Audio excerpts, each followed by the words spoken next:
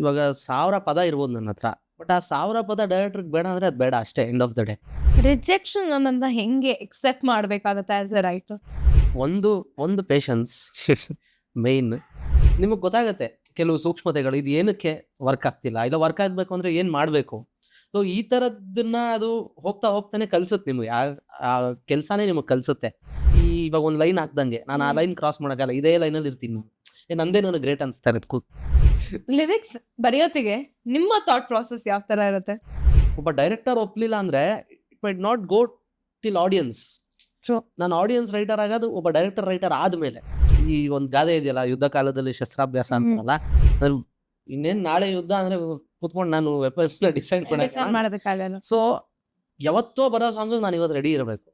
ಅದು ನಾಳೆ ಇರ್ಬೋದು, ನಾಡಿದ್ದಿರ್ಬೋದು, ಬಟ್ ನಾನು ಅದರದ್ದು ಪ್ರೋಸೆಸ್ ನಾನು ಪ್ರೀವಿಯಸ್ ಮಾಡ್ಕೊಂಡು ನಾನು ರೆಡಿ ಇರಬೇಕು. ಓಕೆ, ನಂಗೆ ಯಾವತ್ತೋ ಬರ್ಬೋದೇನೋ ಹೇಳೋಕ್ಕಾಗಲ್ಲ, ಒಂದು ಪ್ಯಾಥೋ ಬರ್ಬೋದೇನೋ ಹೇಳೋಕ್ಕಾಗಲ್ಲ, ಬಟ್ ಅದಕ್ಕೋಸ್ಕರ ನಾನು ಹೇಗೆ ರೆಡಿ ಆಗಬೇಕು, ಈ ಥರದ್ದು ಒಂದಷ್ಟು ವಿಷಯಗಳನ್ನ ನಾವು ಯೋಚನೆ ಮಾಡಿ ಇಟ್ಕೋಬೇಕು. ಅದರ ಒಂದು ಕಂಪ್ಲೀಟ್ ಎಫರ್ಟ್ಸೇ ಹ್ಯಾಂಡ್ಸ್ ಅಪ್ ಆಗಿ ಕನ್ವರ್ಟ್ ಆಯ್ತು. ಯಾಕಂದರೆ ಆ ಸ್ಕ್ರಿಪ್ಟೇ ಹಂಗಿತ್ತು. ಸ್ಪೆಷಲಿ ಇದು ಚರಿತ್ರೆ ಸೃಷ್ಟಿಸೋ ಅವತಾರ ಅನ್ನೋ ಲೈನ್ ಎಲ್ಲ ಬರಬೇಕು ಅಂದ್ರೆ ಆ ಸ್ಕ್ರಿಪ್ಟೇ ಹಂಗಿತ್ತು. ಸರ್ ಈಸ್ ಅಂದರೆ ಅವ್ರು ಸಿನಿಮಾ ಬಿಟ್ಟು ಬೇರೆ ಅವ್ರ ತಲೆಯಲ್ಲಿ ಇರಲ್ಲ ಯಾವಾಗಲೂ. ಸಿನಿಮಾ ಅಂದರೆ ಅವರು ಅಂದರೆ ಸಿನಿಮಾ. ನಾನು ನೋಡಿರೋಂಥ ರಕ್ಷಿತ್ ಸರ್. ಈಗ ಮಾಯಾವಿ ಅದರಲ್ಲಿ ಒಂದು ಡೆಡಿಕೇಟೆಡ್ ಹುಕ್ ಮಾಡಿರಲಿಲ್ಲ ನಾವು. Whole song is a hook. ಇವಾಗ ನಾವು ಹೆಂಗೆ ಹೋಲ್ ಸಾಂಗ್ ಅಂತ ಟ್ರೀಟ್ ಮಾಡಿದ್ವು, ಅವ್ರು ಇಡೀ ಸಾಂಗ್ನ ಅವರು ಹಂಗೆ ಟ್ರೀಟ್ ಮಾಡಿದ್ರು ಜನ. ಸೊ ಅಲ್ಲಿ ಈಗ ಇವಾಗೆಲ್ಲ ಅನ್ಕೊಂತಾರೆ 30 ಸೆಕೆಂಡ್ಸ್ ಅಪ್ಪ, 30 ಸೆಕೆಂಡ್ಸ್ ಇಲ್ಲ ಅಂದರೆ ತುಂಬ ಸಾಂಗ್ ಕಚ್ಕೊಳ್ಳೋದಕ್ಕೆ. ಬಟ್ ಇಟ್ ಹ್ಯಾಪನ್ ನಮಗೆ ಕಂಪ್ಲೀಟ್ 3.5 minutes ಕಚ್ಕೊಳ್ತು. Again when you take bangle Bangari, ಆ 30 ಸೆಕೆಂಡ್ಸ್ ತುಂಬ ಕ್ರೂಷಿಯಲ್ ರೋಲ್ ಪ್ಲೇ ಮಾಡ್ತಾರೆ ನಮಗೆ.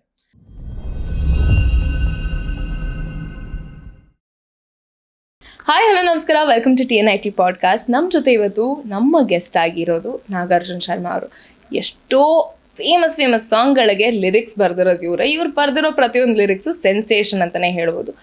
ಹಾಗೆ ಇವತ್ತು ಅವ್ರ ಹತ್ರ ಅವ್ರು ಬರೆದಿರೋ ಹಾಡುಗಳ ಬಗ್ಗೆ ತಿಳ್ಕೊಳ್ಳೋಣ ಆ್ಯಂಡ್ ಅವರ ಪರ್ಸನಲ್ ಲೈಫ್ ಬಗ್ಗೆನೂ ತಿಳ್ಕೊಳ್ಳೋಣ. So welcome to TNIT podcast. Thank you. So ನೀವು ನಿಮ್ಮ ಜರ್ನಿ ನಮ್ಮ ಜೊತೆ ರಾಯರ ದರ್ಶನ ಅನ್ನೋ ಆಲ್ಬಮ್ ಸಾಂಗ್ ಶುರು ಆಗಿದೆ, ಬಟ್ ನಿಮ್ಮ ರಘು ಸರ್ ನಂಟು ತುಂಬ ವರ್ಷಗಳಿಂದ ಇದೆ. But let's begin from your childhood. So ನಿಮ್ಮ ಬಗ್ಗೆ ಇನ್ನಷ್ಟು ಈ ಒಂದು ಪಾಡ್ಕಾಸ್ಟ್ ಅಲ್ಲಿ ತಿಳ್ಕೊಳ್ಳೋಣ ಅಂತ. ಸೊ ನಿಮ್ಮ ಚೈಲ್ಡ್ಹುಡ್ ಇಂದ ನಿಮ್ಮ ಜರ್ನಿ ಹೇಳ್ಬೇಕು. Childhood is more of cricket. ನನಗೆ ಐ ಥಿಂಕ್ ತುಂಬಾ ಜನ ಇಂಡಸ್ಟ್ರಿಯಲ್ಲೂ ನಿಮಗೆ ಪರಿಚಯ ಇರೋದು ಕ್ರಿಕೆಟ್ ಮೂಲಕನೇ ಅನ್ಸುತ್ತೆ. ಇನ್ ಅ ವೇ ಹೌದು. Around 50% cricket crowd. And again cinema ಇಂದ ಕ್ರಿಕೆಟ್ ಇದು ಶುರು ಆಯ್ತು. I think it's a good socialisation ಅಲ್ವಾ? ಹೌದು. ಅಂದ್ರೆ ಎಲ್ಲ ಸೇರಕ್ಕಾಗ್ಲಿ, ಆಮೇಲೆ ಒಂದೊಂದ್ ಕಡೆ ಅಂತೂ ನನ್ನ ಕೆಲವು ಟೀಮ್ ಹೋದಾಗ ಅಲ್ಲಿ ಇದು ನೀವೇ ಸಾಂಗು ಇದು ನೀವೇ ಸರಿ ಆಯ್ತು ಅಂತ. ಆಮೇಲೆ ಕ್ರಿಕೆಟ್ ಇಂದ ಇನ್ನೊಂದಷ್ಟು ಇನ್ಫಾರ್ಮೇಶನ್ ಜಾಸ್ತಿ ಎಕ್ಸ್ಚೇಂಜ್ ಆಗ್ತಾ ಇರುತ್ತೆ. ಅದ್ರ ಜೊತೆಗೆ ನಮಗೆ ಸ್ಪೆಷಲಿ ಕಂಪ್ಲೀಟ್ ಚೈಲ್ಡ್ಹುಡ್ ನನಗೆ ಇಟ್ಸ್ ಮೋರ್ ಆಫ್ ಕ್ರಿಕೆಟ್. ಯಾಕಂದರೆ ಸ್ಕೂಲ್ ಬಿಡ್ತಾ ಪ್ರಾಕ್ಟೀಸ್, ಸ್ಕೂಲ್ ಇಲ್ವಾ ಪ್ರಾಕ್ಟೀಸ್, ಪ್ರಾಕ್ಟೀಸ್ ಒಂದು ಕಡೆ ಆದರೆ ಟೆನ್ನಿಸ್ ಬಾಲ್ ಆಡೋಕ್ಕೆ ಹುಡುಗರ ಜೊತೆ ಟೆನ್ನಿಸ್ ಬಾಲ್ ಹೋಗು. ಮೇಜರ್ ಇದೆ ನಮ್ಗೆ, ಇನ್ನೇನಿಲ್ಲ. ಈಗ ಚಿಕ್ಕ ವಯಸ್ಸಲ್ಲಿ ಏನಾದ್ರು ಯೋಚನೆ ಮಾಡಿದ್ರೆ ಕ್ರಿಕೆಟರ್ ಆಗಬೇಕು ಅಂತ ಏನಾದ್ರು ಅನ್ಕೊಂಡಿದ್ರ?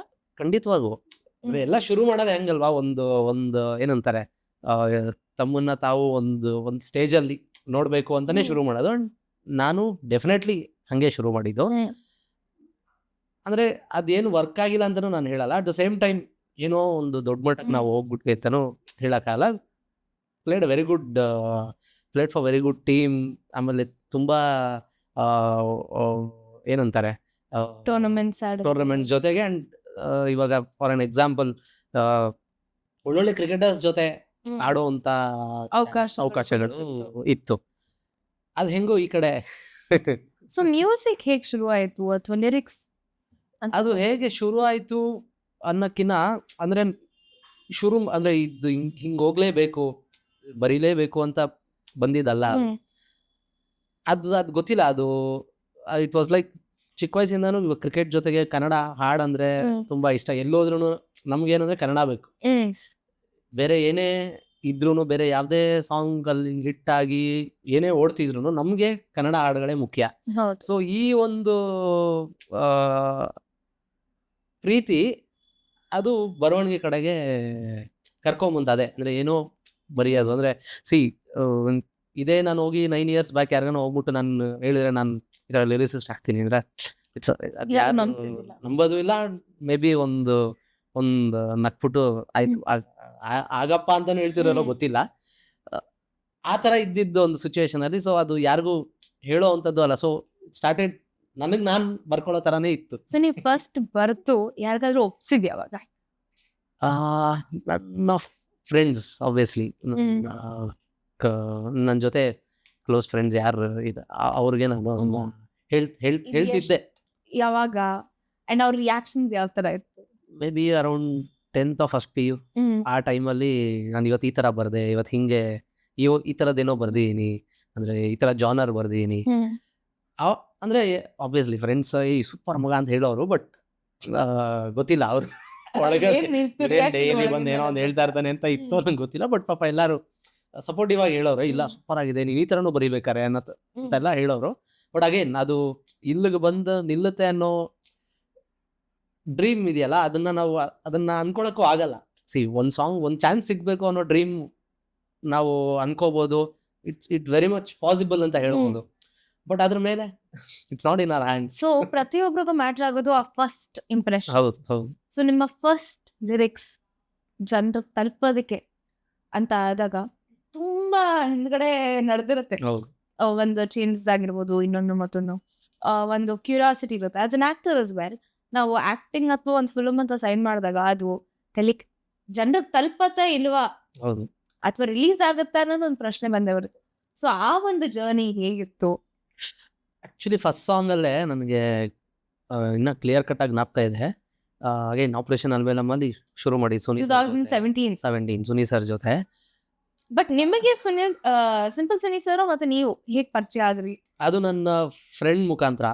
ಆಕ್ಚುಲಿ ನನ್ನ ಪವನ್ ಅಂತ ನನ್ನ ಫ್ರೆಂಡ್ ಇದ್ದಾನೆ. ನಮ್ಮ ಕರ್ನಾಟಕ ಮೇಮ್ಸ್ ಅಂತ ಪೇಜ್ ಇದೆ. So he use to run that page. ಅವಾಗ ನಾನು ಅವನ ಜೊತೆ ನಾವಿಬ್ರು ಕ್ಲಾಸ್ಮೇಟ್ಸ್ ಆಗಿದ್ವಿ. ಸೊ ನಾನು ಅವತ್ತು ಕೆಲಸ ಮುಗಿಸ್ಕೊಂಡು ಬಂದು ಅವನ ಜೊತೆ ಹೋಗ್ಬೇಕಿತ್ತು. ಏನೋ ರೀಸನ್ಸ್ ಅವನು ಮಗ ನಾನು ಬರಲ್ಲ ಮಗ ನೀನು ಹೋಗಿ ಇವತ್ತು ಸರ್ನ ಮೀಟ್ ಮಾಡಕ್ ನೀನು ಹೋಗು.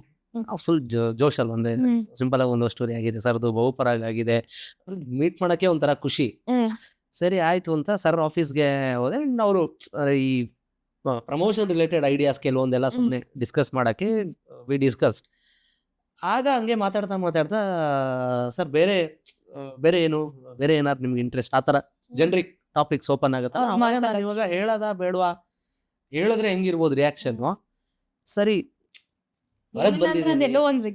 ರಿಗ್ರೆಟ್ ಹೇಳ್ಬಿಡ್ಬೋದಾಗಿತ್ತಲ್ಲ, ಅವತ್ತು ಹೇಳಿರ್ಬೋದಿತ್ತಲ್ವಾ. ಸರಿ ಹೇಳೋಣ ಸರ್, ಈ ಥರ ನಂಗೆ ಲಿರಿಕ್ಸ್ ತುಂಬ ಇಷ್ಟ, ಅದಕ್ಕೆ ಬರೆಯೋಕ್ಕೆ ತುಂಬ ಇಷ್ಟ. ನೀವು ಬರ್ದಿದ್ದೀರಾ?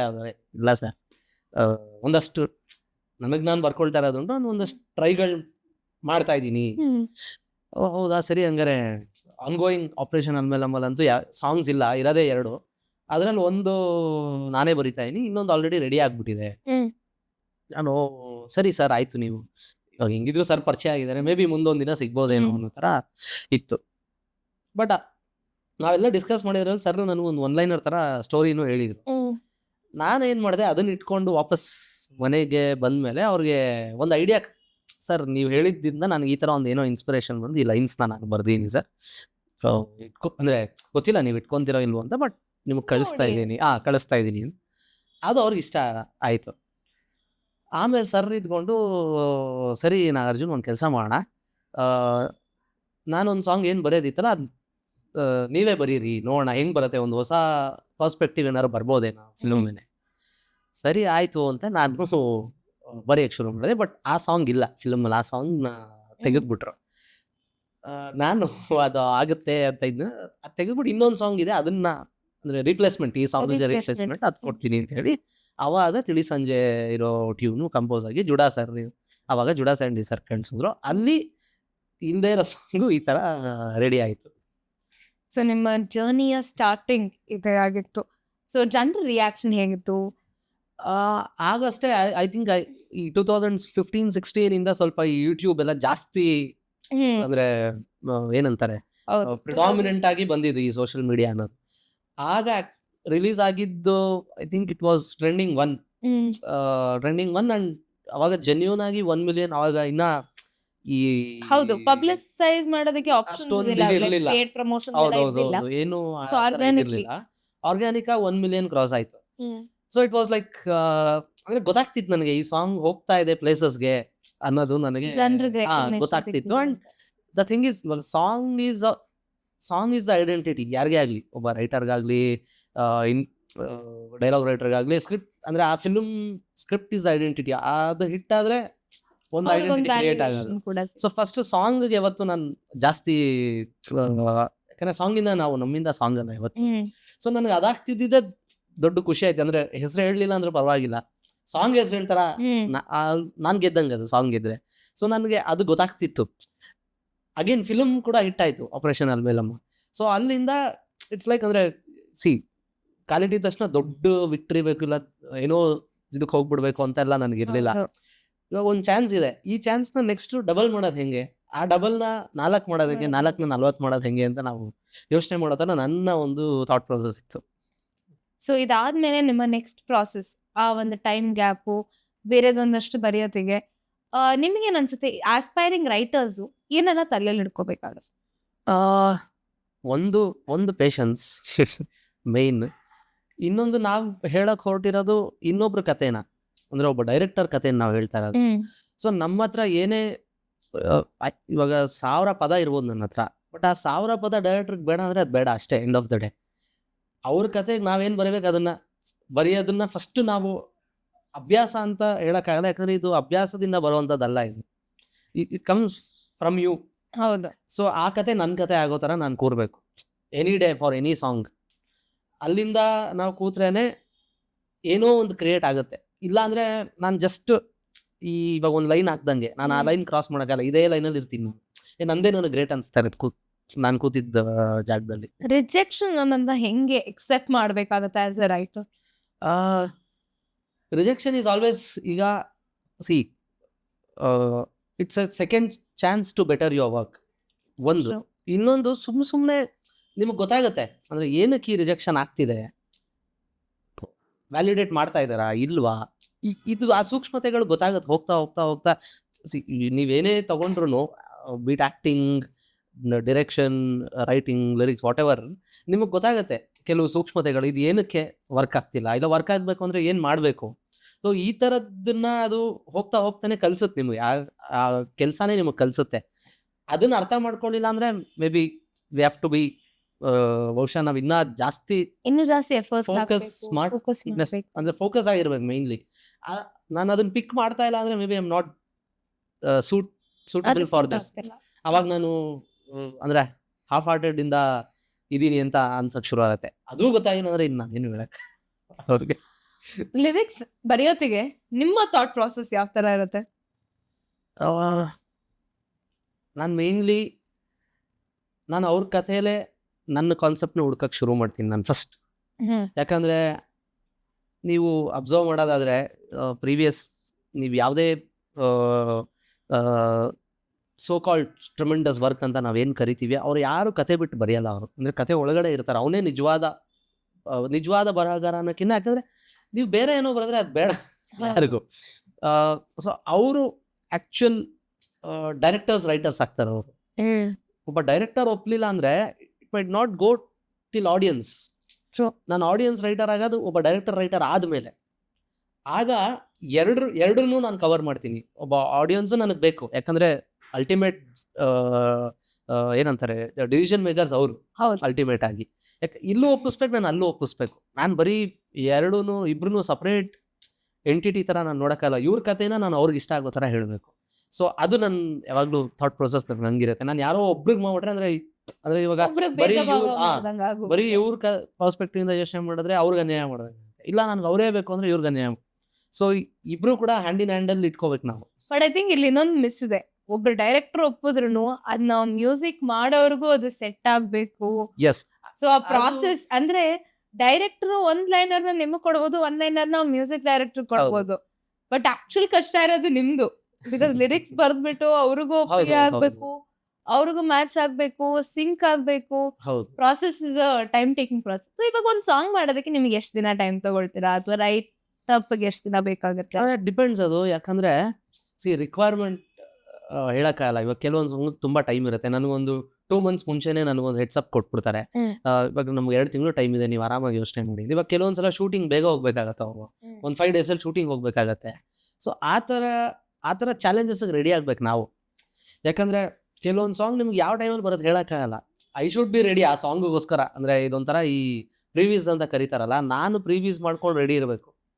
ಆ ಥರ ಪ್ರೀವೀಸ್ಗೆ ನಾವು ರೆಡಿ ಇಲ್ಲ ಅಂತಂದ್ರೆ, ಈ ಒಂದು ಗಾದೆ ಇದೆಯಲ್ಲ, ಯುದ್ಧ ಕಾಲದಲ್ಲಿ ಶಸ್ತ್ರಾಭ್ಯಾಸ ಅಂತಾರಲ್ಲ, ಇನ್ನೇನು ನಾಳೆ ಯುದ್ಧ ಅಂದ್ರೆ ಕೂತ್ಕೊಂಡು ನಾನು ವೆಪನ್ಸ್ನ ಡಿಸೈಡ್ ಮಾಡೋದಕ್ಕಾಗಲ್ಲ. ಸೊ ಯಾವತ್ತೋ ಬರೋ ಸಾಂಗ್ ನಾನು ಇವತ್ತು ರೆಡಿ ಇರಬೇಕು. ಅದು ನಾಳೆ ಇರ್ಬೋದು, ನಾಡಿದ್ದು ಇರ್ಬೋದು, ಬಟ್ ನಾನು ಅದರದ್ದು ಪ್ರೋಸೆಸ್ ನಾನು ಪ್ರೀವೀಸ್ ಮಾಡ್ಕೊಂಡು ನಾನು ರೆಡಿ ಇರಬೇಕು. ಓಕೆ, ನಂಗೆ ಯಾವತ್ತೋ ಬರ್ಬೋದೇನೋ ಹೇಳೋಕ್ಕಾಗಲ್ಲ, ಒಂದು ಪ್ಯಾಥೋ ಬರ್ಬೋದೇನೋ ಹೇಳೋಕ್ಕಾಗಲ್ಲ, ಬಟ್ ಅದಕ್ಕೋಸ್ಕರ ನಾನು ಹೇಗೆ ರೆಡಿ ಆಗಬೇಕು, ಈ ಥರದ್ದು ಒಂದಷ್ಟು ವಿಷಯಗಳನ್ನ ನಾವು ಯೋಚನೆ ಮಾಡಿ ಇಟ್ಕೋಬೇಕು. ನೀವ್ ಯಾವ ಪ್ಯಾಟರ್ನ್ ಅಥವಾ ಯಾವ ಜಾನರ್ನ ಬರೆಯೋದಕ್ಕೆ ಜಾಸ್ತಿ ಇಷ್ಟಪಡ್ತೀವಿ? ನಾನು ಎಲ್ಲ ಜನರು ಬರ್ದೀನಿ. ಯಾಕಂದ್ರೆ ಈಗ ಎಕ್ಸಾಂಪಲ್ ತಗೊಳ್ಳೋದಾದ್ರೆ, ಇವಾಗ ಕಡಲನ್ನು ಕಾಣ ಹೊರಟಿರೋ ಇಸ್ ಒಂದು ಸೈಕ್ ಸಾಂಗ್. ಅಂದ್ರೆ ಎರಡು ತುಂಬಾ ಅಜಗಜಾಂತರ ವ್ಯತ್ಯಾಸ ಇದೆ. ಸೊ ನನಗೆ ಎಲ್ಲಾ ತರನು, ಅಂದ್ರೆ ನನಗೊಬ್ರು ರೈಟರ್ ಹೇಳಿದ್ರು, ತುಂಬಾ ದೊಡ್ಡ ರೈಟರ್ ಅವರು, ಇವಾಗ ನಿನ್ನೊಳಗಡೆ ಇರೋ ಎಮೋಷನ್ಸ್ನ ನೀನು ಬರೀಬೇಕು. ಸೊ ನೀನು ಒಬ್ಬ ಮನುಷ್ಯನ ಒಳಗಡೆ ಎಲ್ಲ ಇದೆ, ದುಃಖ, ಖುಷಿ, ಆಮೇಲೆ ಕೋಪ ಎಲ್ಲ ಇದೆ. ಸೊ ಆ ಎಲ್ಲದನ್ನು ನೀನು ಹೊರಗೆ ತರಬೇಕು. ಹೇಗೆ ತರಬೇಕು ಅದನ್ನ ನೀನು ಫಿಗರ್ ಔಟ್ ಮಾಡು. ನಾನು ಈ ಥರ ಜಾನರ್ ರೈಟರು, ನಾನು ಈ ಥರ ಅದಕ್ಕೆ ಸ್ಟಿಕ್ ಆನ್ ಆಗಬೇಡ ಅಂತ ನಾನು ಹೇಳಿದ್ರು. ಸೊ ನನಗೆ ಅವತ್ತಿಂದನೂ ಅದು ತುಂಬ ತಲೆಯಲ್ಲಿ ಕೂತಿತ್ತು. ಪ್ರಿಫರೆನ್ಸ್ ಅಂತ ಅಂದರೆ ಮಾಸ್. ಓಕೆ, ಇವಾಗ 2017 ಆಪರೇಷನ್ ಅನ್ನಮೇ ನಮ್ಮದು ಒಂದು ಟ್ರ್ಯಾಕ್ ರಿಲೀಸ್ ಆಗುತ್ತೆ. ಪುನಃ 2019 you have another breakthrough. So ಈ ಒಂದು ಪ್ರಾಸೆಸ್ಸಲ್ಲಿ ಭಾಳಷ್ಟು ಲಿರಿಕ್ಸ್ಗಳು ಬರ್ದಿರ್ತೀರಾ, ಚೇಂಜಸ್ ಆಗಿರುತ್ತೆ. So how was this journey from one person to another, ಇನ್ನೊಂದು ಟೀಮ್ ಜೊತೆ ವರ್ಕ್ ಮಾಡೋದು? ಅದೇ ಈಗ ಎಸ್, ಅದು ಅನ್ಡೌಟೆಡ್ಲಿ ಆ team Kirik Party team Rakshit sir. ನನಗೆ ತುಂಬ ಅಂದರೆ ಯಾವ ಥರ ಭಯ ಇತ್ತು ಅಂದರೆ, ಅವ್ರು ಆಗ್ತಾನೆ ಕಿರಿಕ್ ಪಾರ್ಟಿ ಅನ್ನುವಂಥ ಒಂದು ಮ್ಯಾವಲಸ್ ಹಿಟ್ನ ಮುಗಿಸ್ಕೊಂಡು ಬಂದಿದ್ದು ಎಲ್ಲ ಟೀಮ್, ಇಡೀ ಟೀಮ್ 7 Oats ಅಲ್ಲಿ ಇರೋರು ಎಲ್ಲರೂ. ಸೊ ನಾನು ಆಗ ಐ ಜಾಯಿನ್ ದೇರ್. ಸೊ ಅಲ್ಲ, ನಿಮ್ಮ ಅವರ ಪರಿಚಯ ಹೇಗಾಯ್ತು?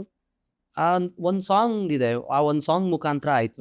ಒಂದು ಸಾಂಗ್ ಬರೆದಿದ್ದೆ, ಆ ಸಾಂಗ್ ಮುಖಾಂತರ ನನಗೆ ಪರಿಚಯ ಆಯಿತು. ಆ್ಯಂಡ್ ಅಲ್ಲಿಂದ ಒಂದು ಜರ್ನಿ ಡೆವಲಪ್ ಆಯಿತು ಪರಮವಾಸ್ತು ರಕ್ಷಿತ್ ಸರ್ ಜೊತೆ ರೈಟಿಂಗ್ ಟೀಮಲ್ಲಿ ಇರ್ಬೋದು. ಸೊ ಅಂದರೆ ಅದೊಂಥರ ಆ ಪ್ರೋಸೆಸ್, ಅದು ಏನಂತಾರೆ, ಅದು ಎಕ್ಸ್ಪ್ಲೈನ್ ಮಾಡೋಕ್ಕೆ ಅದು ಗೊತ್ತಾಗಲ್ಲ. ಅಂದ್ರೆ ಅದು ಹಂಗೋಯ್ತದ ಆ ಜರ್ನಿ, ಅದಾಗದೆ ಜರ್ನಿಗಳು ನಾವು ಡಿಸೈಡ್ ಮಾಡಲ್ಲ, ಆ ಥರ. Yes, it just goes with the flow ಅನ್ನೋ ತರ. ಅದು ಗ್ರೋ ಆಗಿದ್ದು ಆ ಪ್ರೋಸೆಸ್ಸೇ ಒಂಥರ ನಂಗೆ ಗೊತ್ತಾಗದೇ ಇರೋ ರೀತಿಲಿ ಇಟ್ ವೆಂಟ್ ಆನ್.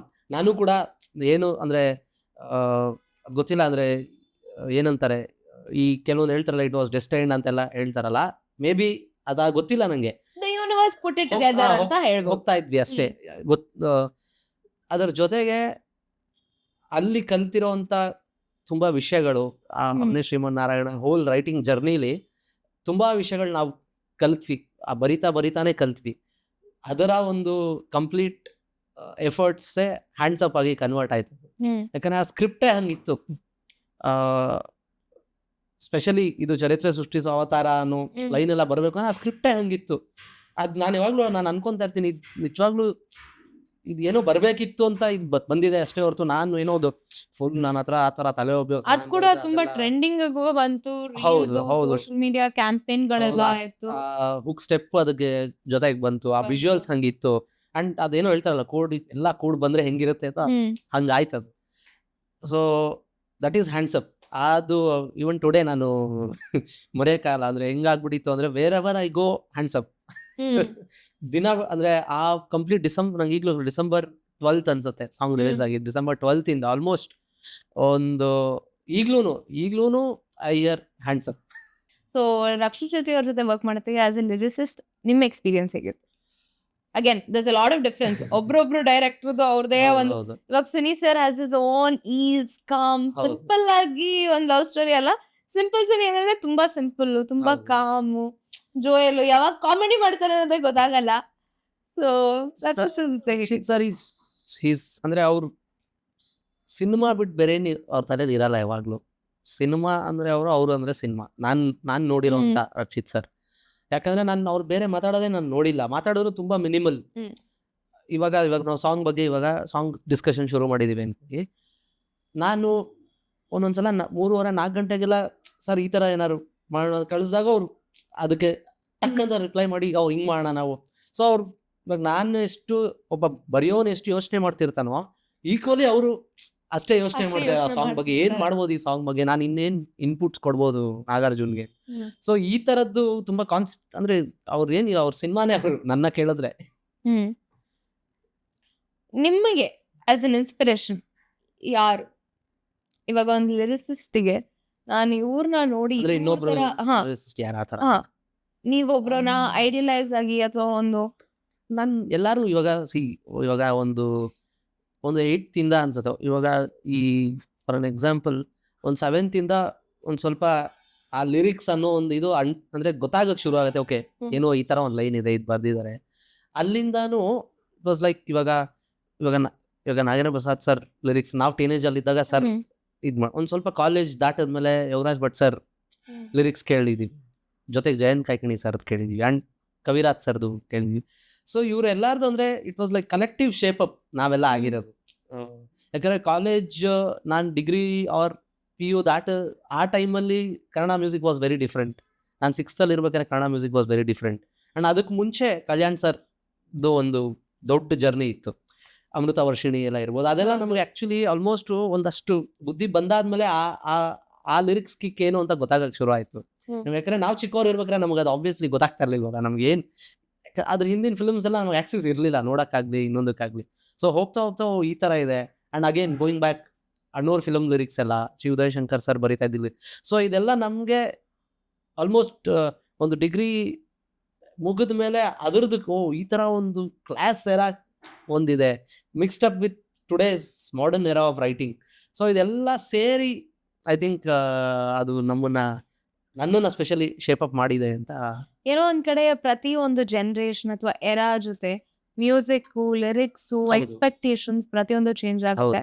ಈಗಿನ ಜನರೇಷನ್ ಏನ್ ಎಕ್ಸ್ಪೆಕ್ಟ್ ಮಾಡ್ತಿದ್ದಾರೆ ಅದನ್ನ ನೀವಂತೂ ಅವ್ರಿಗೆ ಫುಲ್ಫಿಲ್ ಮಾಡ್ತಿದ್ದೀರಾ.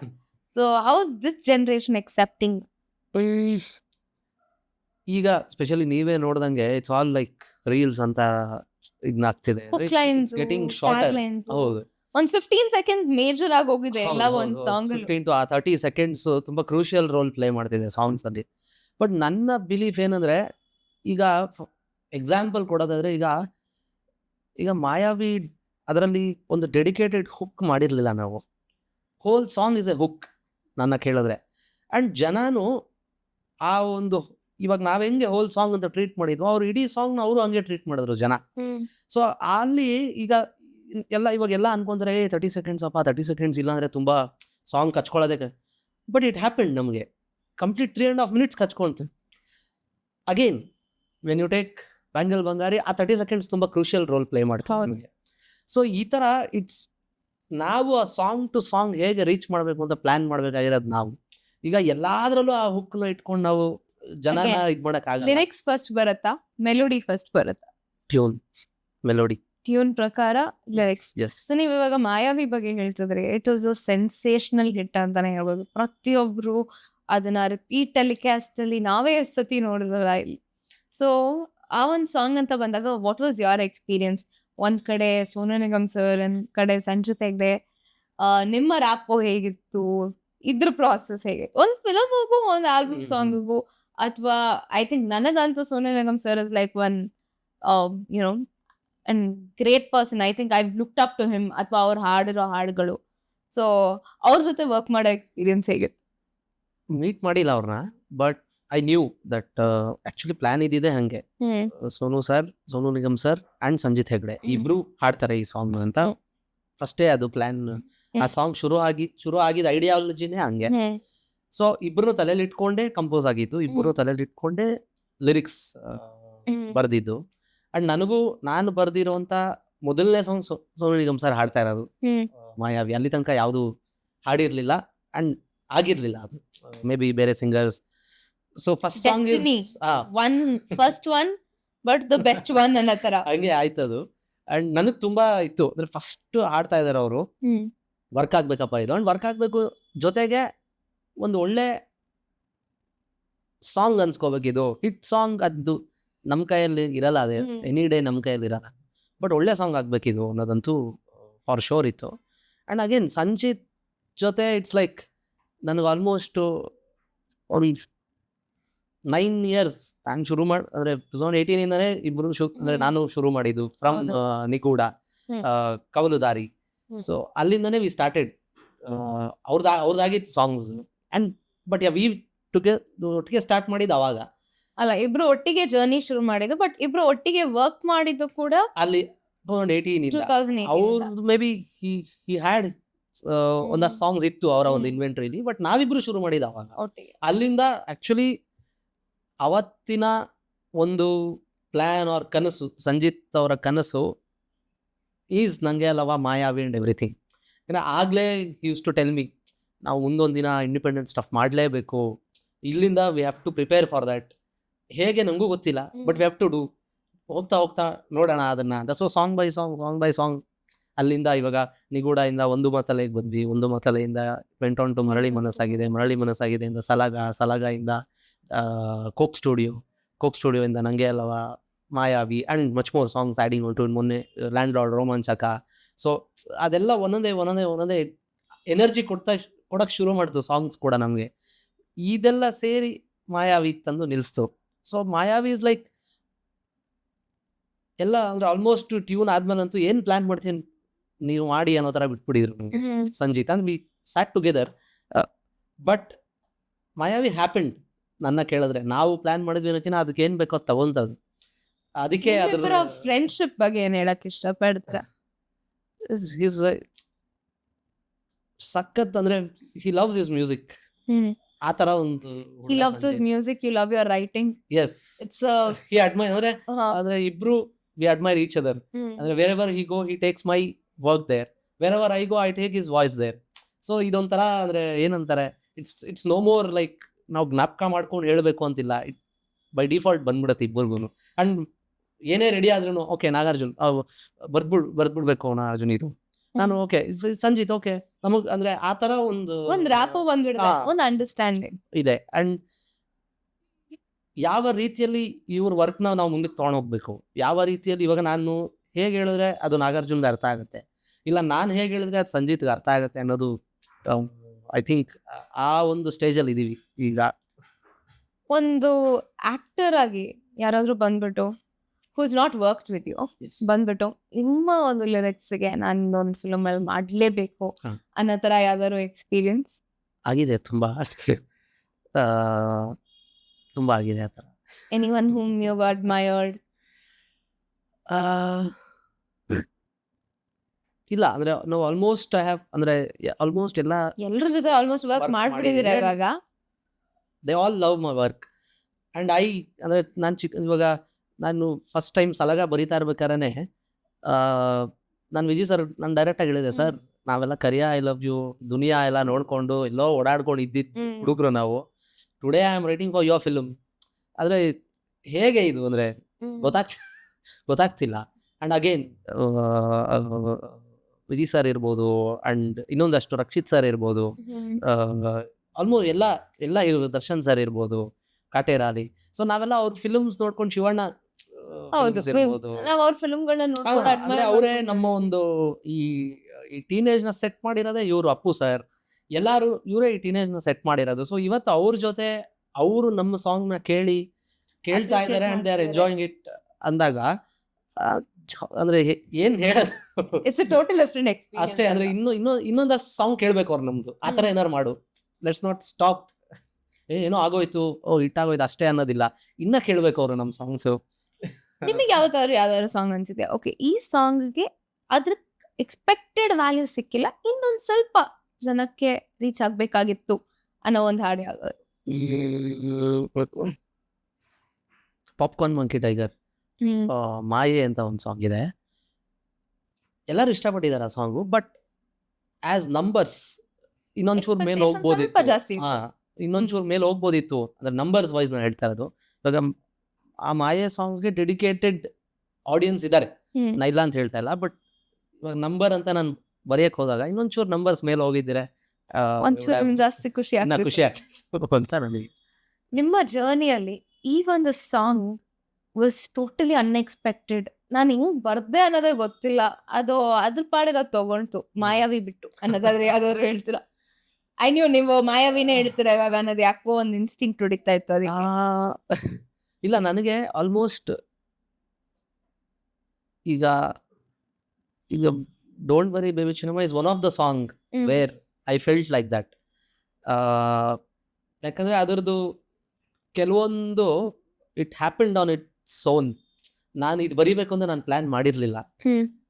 ದ ಮೊಮೆಂಟ್ ಇಟ್ ಕೇಮ್, ಇವಾಗ ಐಡಿಯಾ ಶೇರ್ ಮಾಡಿದ ತಕ್ಷಣ ಇವಾಗ ಏನೇ ಐಡಿಯಾ ಹೇಳಿದ್ರು ನನ್ನ ಎಕ್ಸೈಟ್ಮೆಂಟ್ ಬೇರೆ. ಐ ಆಮ್ ದ ರೈಟರ್, ನಾನು ಏನು ಹೇಳಿದ್ರು ನನಗೆ ಖುಷಿ ಆಗುತ್ತೆ. ಬಟ್ ನೀವು ಒಂದು ಲೈನ್ ಹೇಳಿದ ತಕ್ಷಣ ಜೊತೆ ಇರೋ ರಿಯಾಕ್ಷನ್ ಇರುತ್ತಲ್ಲ, ಸೊ ಆ ಒಂದು ಇದರಲ್ಲಿ ಡೋಂಟ್ ವರಿ ಬೇಬಿ ಚಿನ್ನಮ್ಮ ಆ ರಿಯಾಕ್ಷನ್ ಒಂದು ಪಾಸಿಟಿವ್ ವೈಬ್ ಇತ್ತು. ನಾವು ಕಂಪ್ಲೀಟ್ ಸಾಂಗ್ ಮುಗಿಸಿದ ದಿನ ಇನ್ಫ್ಯಾಕ್ಟ್ ನನ್ನ ಹತ್ರ ಆ ಫೋಟೋನು ಇದೆ. ನಾನು, ಚರಣ್ ಸರ್ ಆಮೇಲೆ ವಿಜಯ್ ಸರ್ 3 ಜನ ಫುಲ್ ಹ್ಯಾಪಿ ಫೇಸಲ್ಲಿ ನಾವು ಒಂದು ಫೋಟೋ ತೊಗೊಂಡಿದ್ವಿ. ಅಂದರೆ ಅವತ್ತು ಗೊತ್ತಿಲ್ಲ, we were all just happy ಅಷ್ಟೇ.